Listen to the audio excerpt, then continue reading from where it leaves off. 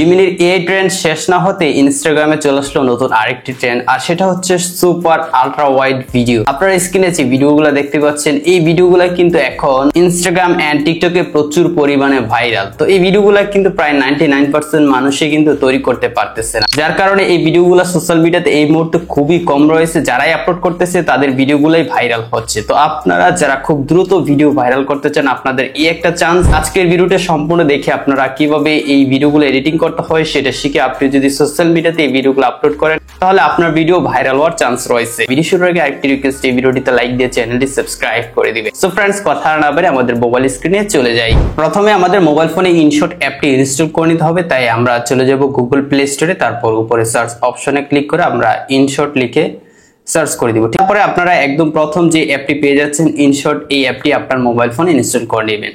ওকে, তো আমি already install করে নিয়েছি। আমি আমার মোবাইল ফোন থেকে অ্যাপটি ওপেন করে নিচ্ছি। তারপর এখানে খুবই সিম্পল একটা ইন্টারফেস পেয়ে যাচ্ছি। তো অনেকে বলতে পারেন যে ভাইয়া আজকে যে ভিডিওটা এডিটিং করে দেখাচ্ছেন সেটা কি ক্যাপকাট দিয়ে করা যায় না?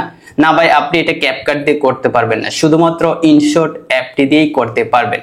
তো অনেকে ইনশট অ্যাপটিকে স্বাভাবিক বা খুবই নর্মাল একটি ভিডিও এডিটিং অ্যাপ ভাবেন, কিন্তু মোটেও তা নয়। যাদের মোবাইল ফোনে ক্যাপকাট অ্যাপটি ল্যাগ করে বা আপনার মোবাইল ফোন স্লো হয়ে যায় ক্যাপকাট দিয়ে ভিডিও এডিটিং করার জন্য, আপনারা ইনশট ব্যবহার করতে পারেন। এই অ্যাপটি দিয়ে আপনারা স্মুথলি ভিডিও এডিটিং করতে পারবেন।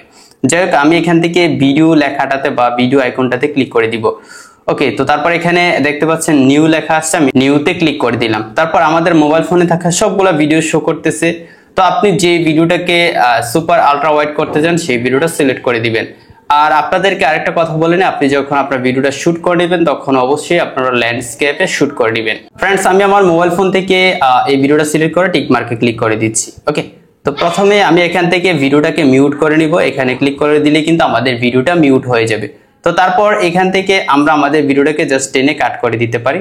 সো এখান থেকে আমি এইটুকু রাখবো, এইটুকু কাট করে দিলাম। এখন আমরা উপরে অনেকগুলো টুল দেখতে পাচ্ছি। সো আমরা এখান থেকে যদি ক্যানভাসে ক্লিক করে এখানে অনেকগুলো রেশিও চলে আসবে। তো অনেকে মনে করতে পারেন যে এখান থেকে যে কোনো একটা রেশিও সিলেক্ট করে দিলে হবে, কিন্তু না ভাই, এখান থেকে রেশিও সিলেক্ট করলে হবে না। আপনাকে অন্য একটা পদ্ধতি অবলম্বন করতে হবে, আর সেটা হচ্ছে আপনারা একটু সামনে চলে আসবেন। এখান থেকে সামনে আসার পর আপনারা ক্রপ নামে একটা টুল পেয়ে যাবেন। সেই ক্রপে আপনারা ক্লিক করে দিবেন।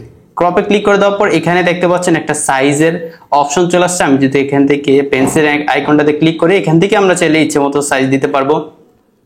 সো আমি এখান থেকে 5021 যদি দেই, মূলত যারা প্রিমিয়ার প্রো দিয়ে এডিট করতেছে তারা 5021 এন্ড 1080p দিয়ে কিন্তু রেশিওগুলো বা নতুন একটা প্রজেক্ট ফাইল ক্রিয়েট করে থাকে। সো আমি এখান থেকে যদি এটা দিয়ে ওকে দিয়ে, দেখতে পাচ্ছেন এটা কিন্তু হবে না। সো আমরা এখান থেকে ক্যান্সেলে ক্লিক করে দিব। তো আমাদেরকে কি করতে হবে, এখান থেকে আমরা ভিডিওটা ক্রপ করে নিব। সো নিচ থেকে এইটুকু ক্রপ করে নিলাম, তারপরে উপর থেকে এইটুকু ক্রপ করে নিলাম। মানে আপনি যতটুকু ওয়াইড রাখতে চান বা আপনার ভিডিওর রেশিও যতটুকু রাখতে চান এখান থেকে জাস্ট ক্রপ করে দিলে হবে। আর ক্রপ করার সময় একটা ব্যাপার খেয়াল রাখবেন, আপনার ভিডিওতে যে সাবজেক্ট আছে সেটা যেন ঠিক থাকে। আর আপনি যখন ভিডিওটা শুট করবেন তখন একটু দূরে গিয়ে ভিডিওটা শুট করলে ভালো হবে। তো দেখতে পাচ্ছেন আমি কাছাকাছি একটা ভিডিও শুট করেছি, তাই আমার ফেসটাও কিন্তু কেটে যাচ্ছে। তো এইরকম ভিডিও হলে কিন্তু আপনার ভিডিওটা সুন্দর হবে না। আপনি দূরে থেকে ভিডিওটা শুট করলে তখন এখানে এসে ক্রপ করলে কিন্তু আপনার ভিডিওটা সুন্দর দেখা যাবে। ওকে, তো ফর এক্সাম্পল আমি এখান থেকে এইটুকু কাট করে দিলাম, জাস্ট ফেসটা দেখা যাচ্ছে, জাস্ট এইটুকু করে দিলাম, টিক মার্কে ক্লিক করে দিব।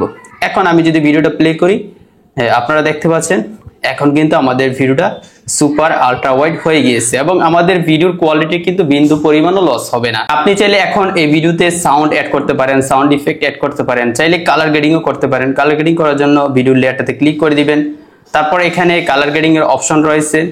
সো এই যে দেখতে পাচ্ছেন ফিল্টারে গেলে, অ্যাডজাস্টে গেলে আপনি এখান থেকে ইচ্ছা মতো কালার গ্রেডিং করতে পারবেন।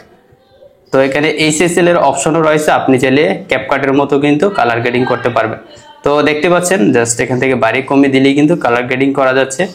তো এই টুলগুলো ইউজ করে কিন্তু আপনি কালার গ্রেডিং করতে পারেন। তো আমার মূল টার্গেট ছিল যে আপনাদেরকে শেখানো যে আসলে সুপার আলট্রা ওয়াইড ভিডিওগুলো কিভাবে ইনশট অ্যাপটি ব্যবহার করে আমরা তৈরি করব। এখন ভিডিওটা সেভ করার জন্য উপরে জাস্ট এক্সপোর্ট লেখাটাতে ক্লিক করব।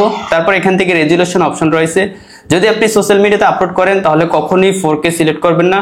যখন কোনো ভিডিও ইউটিউবে বা ফেসবুকে কন্টেন্ট হিসেবে আপলোড করবেন তখনই 4K সিলেক্ট করবেন। আর আপনি যদি টিকটক এন্ড ইনস্টাগ্রামে আপলোড করেন তখন সব সময় 1080p সিলেক্ট করবেন। তারপর এখান থেকে ফ্রেম রেট 60 fps সিলেক্ট করে আপনার ভিডিওটা সেভ করবেন। ঠিক আছে, তাহলে আপনার ভিডিওটা হাই কোয়ালিটিতে ইনস্টাগ্রাম এন্ড টিকটকে আপলোড হবে। তো আমরা অনেকে কি করি 4K সিলেক্ট করি, তখন আমাদের ফাইল সাইজ কিন্তু অনেক বড় হয়ে যায়।